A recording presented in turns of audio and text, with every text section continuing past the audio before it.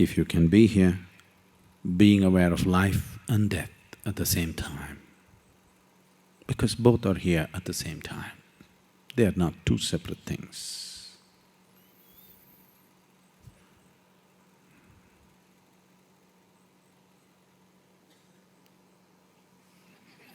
That's all it is, that fragile, at the same time so sturdy. These are one inside the other. Life is all packed like this. Creation and the creator, life and death, everything packed one inside the other. It takes attention. It takes a lot of attention if one has to see what it is. Otherwise, one just lives on the surface, half alive.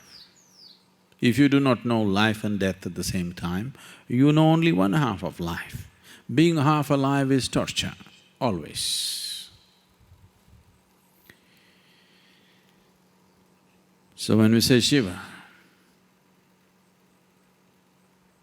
we are uttering this so that this dimension of life and death being together at the same time happens to you.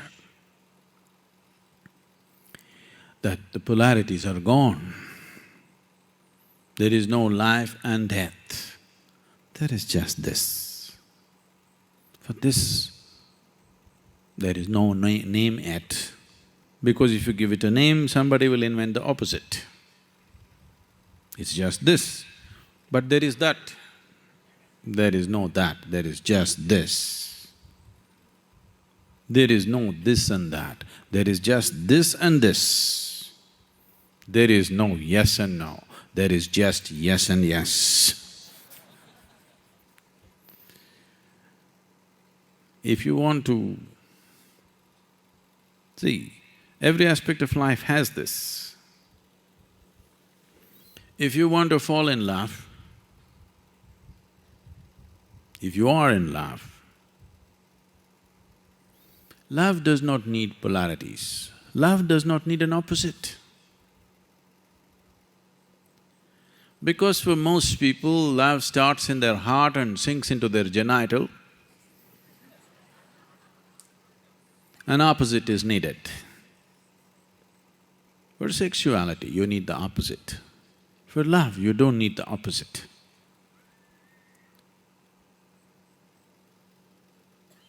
What you thought is you and something has become just this, for example, on many levels. Starting in the yogic terminology, if you want to look at it, starting from the Mooladhara, where it is about food and sleep. There is that and this. If you eat it, everything becomes this. Now, you are mentally alert, you are looking at things, there is you and the other. If you fall asleep, there is just this. There is no this and that. So this is on all levels. If it happens in the lowest chakra, low is not the word. When I say low, we're not talking high and low, we're talking geographically, Southern chakra.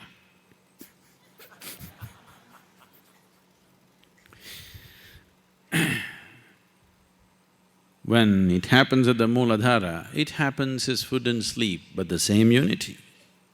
If it happens at Swadhisthana, it happens as sexuality, but the same unity. If it happens at Manipuraka, it finds expression as ambition, greed, conquest, but the same thing. If it happens at Anahata, it happens as love, but the same thing. But now, from Mooladhara to Anahata, you have natural access.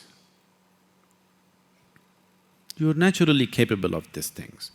Even a child is capable of this, even a dog is capable of this. He can ingest, digest and assimilate. He has his sexuality. We have already looked at this, dogs are loving for sure. We don't know about God. We are not so sure about the human beings, but dogs we are dead certain. Yes? Yes or no?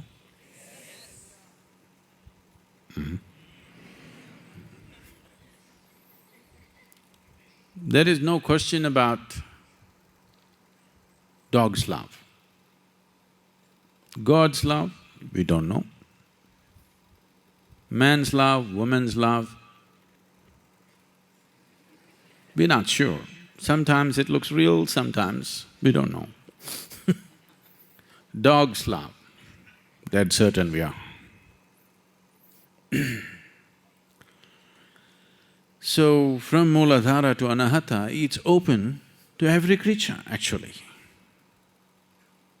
This comes naturally, this is a gift from nature. But if you want to go beyond this, if you want to know the union that the Vishuddhi brings about, the union that the Agna brings about, the highest possible union that can happen at Sahasrara, this will not happen unless you strive for it. If you want to live here as just another creature on this planet, nothing wrong. There's absolutely nothing wrong. When I say a cow, a dog, an elephant, a snake, I am not speaking in any derogatory term. I know, it's a very derogatory thing to say you're a dog. I don't know why.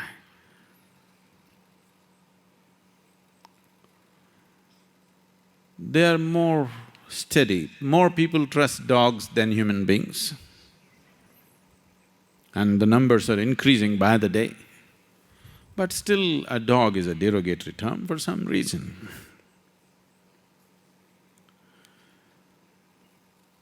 So I am not speaking of these creatures as in any derogatory sense, but limited for sure, isn't it? The possibilities of life are limited in these forms. We are just talking about boundaries, because the basic concern of a human being is to go beyond his boundaries, always. So if you want to go beyond these four levels of union that one can know, then it needs a little more awareness, a little more devotion, a little more push. If your energies rise,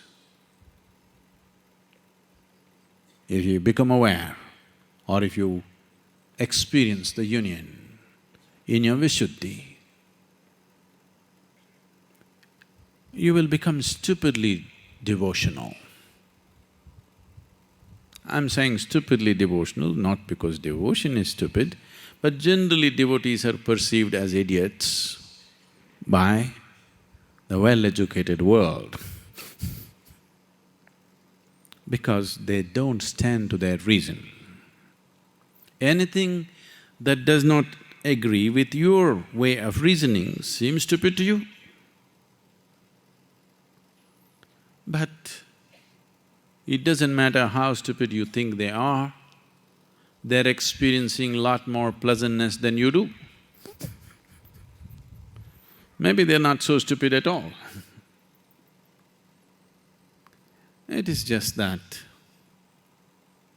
they have moved their life from simple 1 + 1 = 2 to a different kind of arithmetic within themselves, where there is no plus or minus, it's just 1, always 1. You must understand, without 1, there is no number system. Just always 1. If you know union on the level of your Vishuddhi, this is what happens, tremendous sense of power, because this union is a different kind. If the union is on the level of Agna, then this brings absolute awareness and knowing. Now, once someone has attained union on the level of Agna, Suddenly, the intellectual types look stupid in front of him.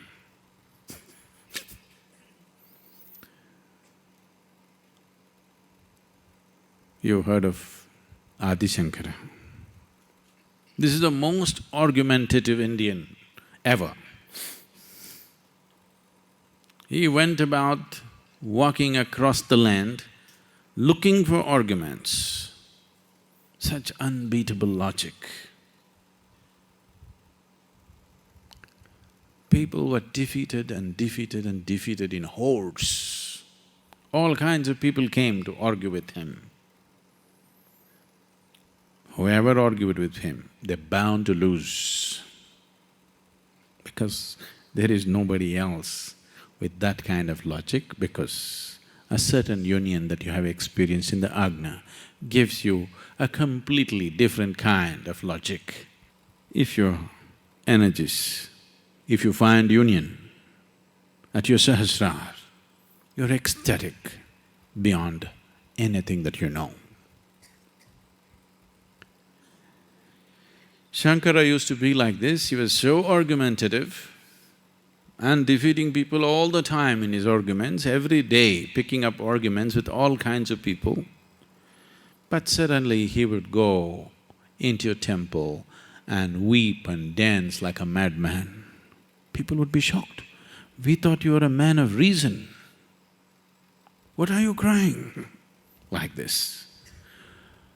Like those buffoons who call themselves devotees, like them you're crying?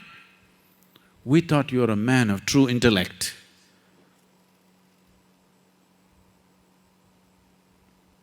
He would say, that's for the world, my logic is for the world, this is for me.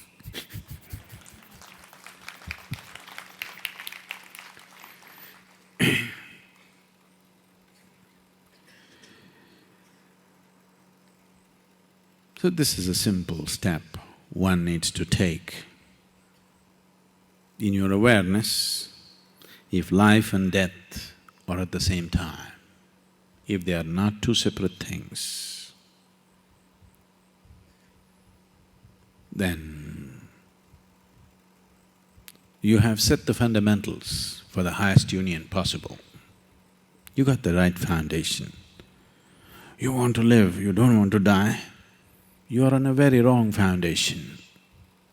You're on an extremely wrong foundation. The more you build on this wrong foundation, the more you're asking for a disaster.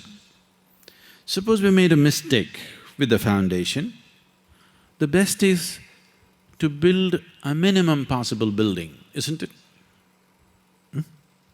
Suppose we've done a mistake with the foundation work, even in a construction site, the best thing is to build a minimum possible building.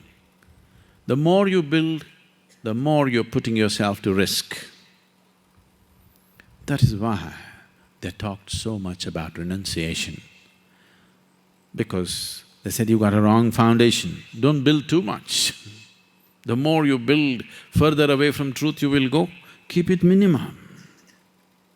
Because the foundation is wrong, till you fix that, don't build too much.